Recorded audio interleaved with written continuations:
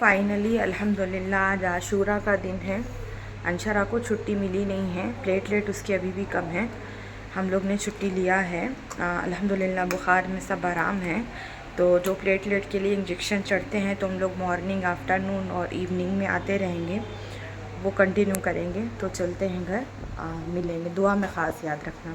तो घर आए हम लोग 4 बजे और आने के बाद में थोड़ी थोड़ी, कल ईद थी तो ईद की भी तैयारी थी। बिकॉज़ इतने दिन से घर में थे ही नहीं तो उस वजह से कोई चीज़ समझ ही नहीं आ रही थी। प्लस तबीयत का सिलसिला, क्या करना कैसे करना। तो यहाँ पर मेरी बहनें ना किचन में आ गए थे और इस दिन सब रोज़ा भी थे तो वो थोड़ी थोड़ी तैयारियों में भी लगे थे। इफ्तारी की भी तैयारी थी। इफ्तारी के लिए तो कुछ बनाया नहीं था, बाहर से ही मंगा लिए थे। तो खैर जो भी था वो भी था, किचन के भी काम थे। मैंने आके मशीन लगा दी थी, कपड़े फैलाने के थे, बर्तन घसे हुए रखे थे वो भी करने थे। तो काम करके मिलती हूँ आपसे। तो सबका रोज़ा खुल गया अल्हम्दुलिल्लाह से। हॉस्पिटल से आने के बाद में सो गए थे। अब वापस जा रहे हैं, 9 बजे का फिर टाइमिंग है इंजेक्शन का। बस यही अपडेट है। और कल जो है ना ईद भी है, कोई प्रिपरेशन नहीं है, कुछ भी नहीं है, क्योंकि 6 दिन से हम लोग घर में थे ही नहीं। तो जाते हैं हॉस्पिटल, फिर व्लॉग को। हाँ, सो जाओ। आज चांद रात है, ईद उल अज़हा की चांद रात है। हट हमजा, 12:30 बज रहे हैं। आइसक्रीम पार्टी हो रही है हमारे घर में। हाँ, आइसक्रीम पार्टी। दो लोग छुट्टी बाकी सबके लिए पार्टी है।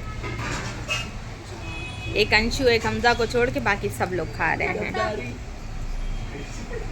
मेरा सेना में गद्दारी होगा होगा होगा।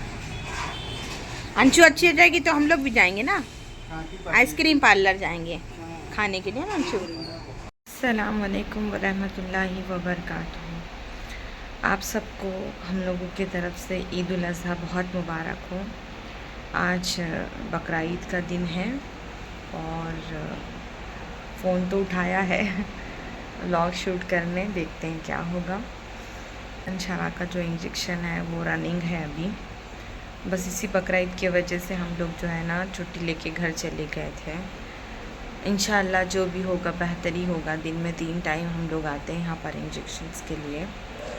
सभी इंजेक्शन ख़त्म होने वाला है, फिर मैं उसको यहाँ से जाते जाते बाहर कोशिश करती हूँ कि कुछ इडली वगैरह खिला के घर जाऊँगी। फिर बचत की दवा, नेबुलाइज़र, सारी चीज़ें हैं। उसके बाद नैप करूँगी क्योंकि नींद नहीं हो पा रही है। और खैर जो भी है, अल्लाह करे आप लोगों की सबकी ईद बहुत अच्छी जाए। तो जो भी होगा ज़रूर शेयर करेंगे। यहाँ पर अंशरा सो रही है अभी। ये ऊपर बॉटल, ये देखिए। सबसे जो भी होगा इंशाल्लाह ईद का। अल्लाह हाफिज़, लेकिन बने रहिएगा। बोल दो, और तो स्माइल कर दो, बोल दो। हाँ, अंशा की आवाज़ नहीं निकल रही है। उसने ये लिया था पूरी, खाया नहीं। तो उसको पूछा मैंने तो पूरी खाऊंगी, ले तो ली लेकिन खाया कुछ भी नहीं, खाया नहीं जा रहा था उससे। मतलब खाना भी नहीं खाती, नाश्ता भी नहीं करती, बस खाली आंख बंद करके लेटी रहती है। तो अल्हम्दुलिल्लाह बेहतरी की तरफ है। अभी बुखार में तो बहुत राहत हो गई है और वॉमिटिंग भी बंद हो गई है। तो चलते हैं घर में देखते हैं क्या क्या। और हाउस हेल्पर भी नहीं आ रही थी तो रात में जो कपड़े धोए थे रात में ही फैला दिए थे, वो सूख के आ गए थे। तो हमज़ा नमाज़ पढ़ के आके जो है ना यहाँ पर मेरे साथ में हेल्प कर रहा था। आपा किचन में थे, सब अपने अपने कामों में लगे हुए थे। और मैंने अंशरा को दवा पिलाई, नेबुलाइजेशन करी। बहुत रो रही थी वो, पैर वैर में बहुत दर्द थी। उसके बाद में मैंने ऑलिव ऑयल से उसकी जो है ना थोड़ी मसाज की। यही सारी चीज़ें चल रही थी। तकरीबन 12 साढ़े 12 हो गए। फिर दोपहर के इंजेक्शन का टाइम हो गया, फिर गए फिर आए। मतलब एकदम थकान सी हो गई है। अल्लाह बस किसी तरह निजात दे दे। तो आपा किचन में कुकिंग के लिए लगे थे। फिर मैंने सब कपड़े उपड़े जमाने के बाद में है ना झाड़ू लगा दिया। घर पोछा नहीं, कुव्वत बिल्कुल भी नहीं थी। सो गए। फिर मेरी देवरानी आई थी।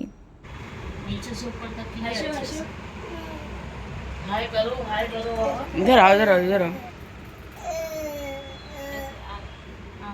कहाँ है?